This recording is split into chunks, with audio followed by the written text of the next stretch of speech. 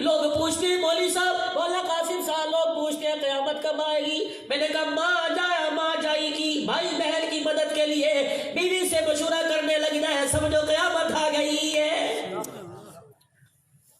ایک آٹے کے تھیلے کے لیے بیوی سے پوچھا جا رہا ہے بہن کی مدد کر دوں، وہ کیا کہے گی؟ چل اس مرتبہ کر دے، اندھا نہ کریو، یقین جانو پہلے دن لے کے آؤ، سیٹ پر بٹھا دو، پھولوں کے بستر پر بٹھاؤ، کہ انگ مانگے گی انگ دوں گا، چمڑا مانگے گی چمڑا دوں گا، محبتیں مانگے گی دوں گا، لیکن خبردار میرے ماں باپ کے معاملے میں مداخلت نہیں کرنی، میرے بہن بھائیوں کے معاملے میں مداخلت نہیں کرنی، چینل کو اگر میرے بہن سبسکرائب بھائیوں کا ضرور حق کریں۔ پورا نہ دوں گربان پکڑنا، ورنہ میرے بہن بھائیوں کے معاملے میں نہ بولنا، کیونکہ ہم ایک ہی پیٹ میں پیدا ہوئے، ایک ہی پیٹ میں بنے، ایک ہی راستے میں آئے، تقدیر کے فیصلے سے ایک امیر بن گیا دوسرا غریب بن گیا، لیکن ماں جاتے ہوئے اپنی آنکھوں میں آنسو لاتے ہوئے پیغام دے کے گئی تھی، او بیٹے اگر مجھے قبر میں سکون پہنچانا چاہتے ہو، بھائی غریب کا کبھی ہاتھ نہ چھوڑنا۔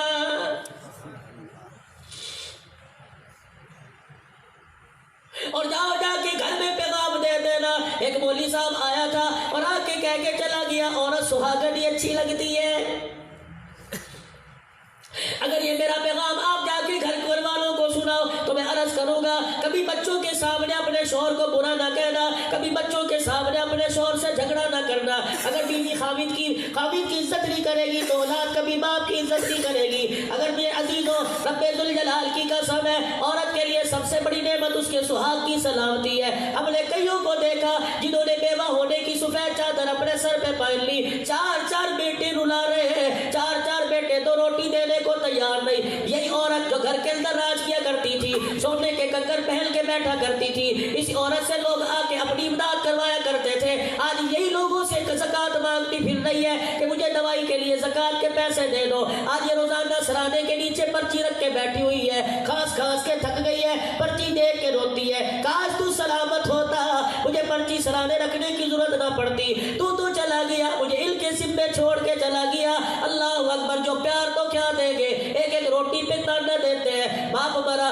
کل خالی ہو گئی، لوگوں کو بلا لیا، جامع مسجد میں لوگ آ کے اکٹھے ہو گئے، کھانا کھلایا، تقریر بیان سب کچھ ہو گیا، رشتہ دار جانے لگے، اچھا بھئی ہمیں اجازت دے دو، چاچا جی ذرا ٹھہر جاؤ، تایا جی ذرا ٹھہر جاؤ، بابو جی ذرا ٹھہر جاؤ، اجی کیا کرو گے، ساڈا فیصلہ کر جاؤ، ابو مکان مجھے دے گیا تھا، ابو پلاٹ مجھے دے گیا تھا، میں نے باپ کی خدمت کی ہے، ابو کہہ رہا تھا ساری جائیداد تیری ہے، اللہ غنی، وہ کہنے لگا نہیں جی بینک کا پیسہ مجھے دے گیا تھا، کوئی پیسہ لے گیا، کوئی مکان لے گیا، کوئی ڈیرا لے گیا، کوئی مکان گاڑی لے گیا، اور جب باپ بیوہ کو چھوڑ کے گیا اسے لے جانے کو تیار ہی کوئی نہیں، وہ کمرے میں بیٹھی ہوئی ہے، روزانہ بیٹا باپ کے مرنے کے بعد گھر آتا ہے، کہتا ہے آپ نے کمرے چلا گیا، مصیبت میرے لیے چھوڑ کے چلا گیا، نہ مرتی ہے نہ جان چھوڑتی ہے، لوگ پوچھتے ہیں قیامت کب آئے گی، جب ماں کو روٹی پر تانے دینے لگے پھر بھی پوچھتے ہو قیامت کب آئے گی۔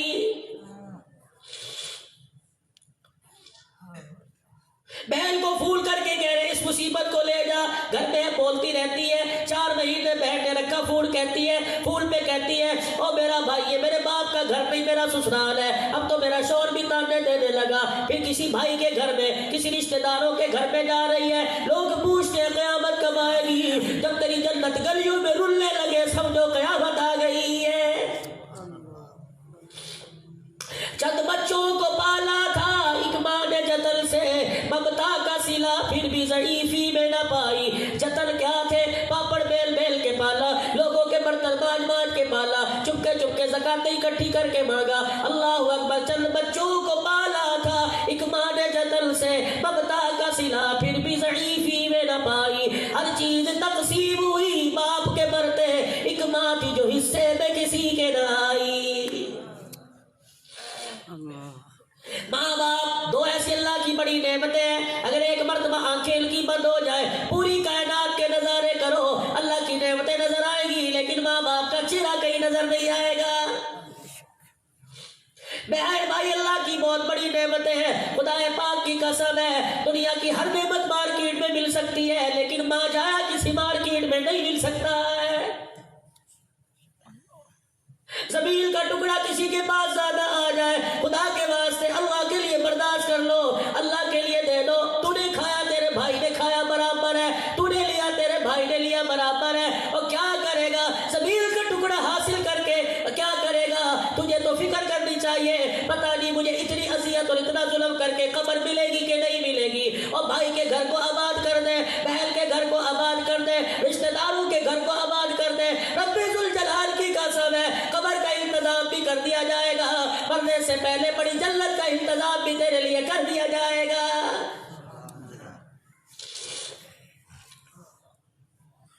اپنی زندگیوں کی فکر کرو. لوگوں کہاں جا رہے ہو؟ اپنے گھر کا ماحول دیکھو. جاؤ جاؤ اس فقیر کے کہنے پہ ذرا اپنا گھر کا نظارہ دیکھ لینا, اس فقیر کے کہنے پہ اپنا جا کے گھر کا منظر دیکھ لینا.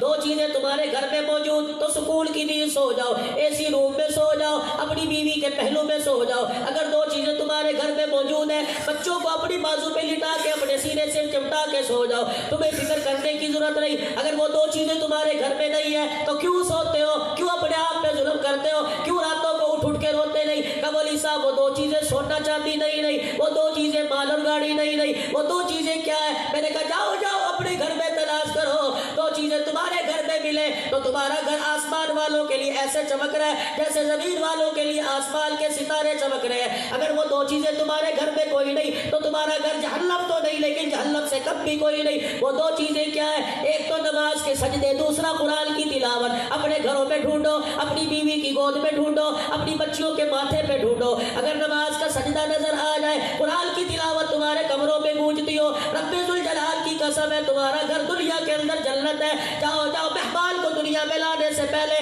مہمان کی گود کا انتظام کرو, مہمان کے ڈرائنگ روم کا انتظام کرو, مہمان کے سلیپنگ روم کا انتظام کرو. 9 مہینے کوک میں اٹھانے کی فکر کرتی ہے, 2.5 سال گود میں بٹھانے کی کیوں فکر نہیں کرتی؟ ماں فاطمہ اور بیٹا حسین پیدا ہوتا ہے کیونکہ حسین کو گود قرآن والی ملی. ماں نے سینے سے لگایا, قرآن سنایا, ماں نے گود میں پگھوڑا دیا, قرآن سنایا, ماں نے لوریاں دی, قرآن سنایا. مجھے لگتا ہے شہزادہ حسین ماں کے سینے سے لگ کر جب دودھ پیتا ہوگا, ماں کی آنکھوں میں آنکھیں ڈال کے چہرہ دیکھتا ہوگا, ماں زبان سے قرآن سناتی ہوگی, حسین آنکھوں میں کہتا ہوگا اب ماں اس گود کی قیمت ادا کروں گا, اس پیار کا حق ادا کروں گا. بیٹے کیسے ادا کرے گا؟ اماں تو نے مجھے گود میں قرآن سنایا, اماں میں کربلا میں نیزے کی نوک پر تجھے قرآن سناؤں گا.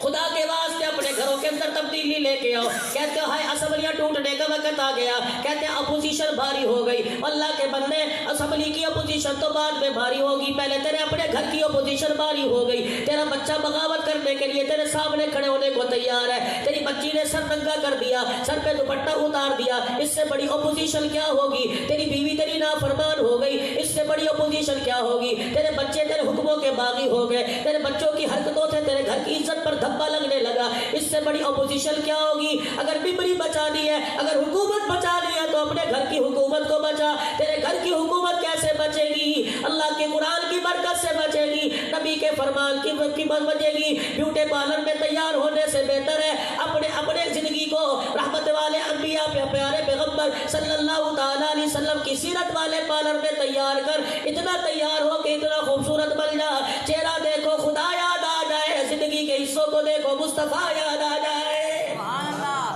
بس آخری بات کہہ کے دعا کروا رہا ہوں, سب سے آخری بات کہہ رہا ہوں. سردی کا موسم ہے, گرم ٹوپیاں پہن کے بیٹھے ہو, جرسیاں پہن کے بیٹھے ہو, سویٹر پہن کے بیٹھے ہو. سردی کا موسم ہے اور سوٹ موٹر سائیکل پہ جاؤ گے, کانوں کا کیپ پہنو گے, دستانے پہنو گے. میاں کیا بات ہے, گرمی میں تو ایک پسینے کی چھینٹ برداشت نہیں کرتا تھا, لور کا کرتا اتار کے پھینک دیتا تھا, اور سردی کے موسم میں 5 کلو کا وزن برداشت کر رکھا ہے. کہ مولوی صاحب 5 کلو کا وزن وجود پہ اس لیے ڈالنا ہے کہ یہ وزن ہمیں سردی سے بچائے گا. میں نے کہا اتنا وزن تجھے سردی سے بچاتا ہے؟ کہ جی ہاں. میں نے کہا 4 ماشے کا وزن اور چہرے پہ برداشت کر لے. مولوی صاحب اس سے کیا ہوگا؟ کہ 5 کلو کا وزن سردی سے بچائے گا, یہ 4 ماشے کا وزن تجھے قبر اور جہنم کے آگ سے بچا کے رکھ دے گا. اب تمہاری مرضی, دنیا کی سردی سے بچنا چاہتے ہو, جہنم کی آگ سے بچنا چاہتے ہو. خدا کے واسطے میں تمہیں کھڑا تو نہیں کروں گا, بلکہ میں کہتا ہوں دل میں ارادہ کر لو, آج کے بعد گردن تو کٹا سکتے ہیں لیکن آمنہ کے لال کی سنت میں حرف نہیں آنے دیں گے. کہہ دو انشاءاللہ. رکھو گے داڑھی کا ارادہ کرتے ہو, غور کرتے ہاتھ کھڑا کر کے کہہ دو انشاءاللہ حضور کی سنت کو سر پہ سجائیں گے, سچے چہرے پہ سجائیں گے, پگڑی سر پہ سجائیں گے, 5 وقت وقت کی نماز کا اہتمام کریں گے, جھوٹ نہیں بولیں گے, ایسا کام نہیں کریں گے کسی سے کسی کی دل شکنی ہو جائے, ایسا کام نہیں کریں گے جس میں کسی کا نقصان ہو جائے. ماں باپ جنت کے ٹکڑے, ماں باپ جنت کی چوکٹ, ماں باپ جنت کا دروازہ, انہیں اتنا راضی کرو, اتنا راضی کرو, ادھر موت کا جھٹکا لگے, ادھر فرشتہ کان میں کہے ارجعی الی ربک راضیۃ مرضیہ فادخلی فی عبادی وادخلی جنتی. آجا آجا, تجھے فکر کی ضرورت نہیں ہے, آنکھ کا بند ہونا ہے, خدا بھی راضی ہے تیرے سے, مصطفیٰ بھی راضی ہو گیا ہے.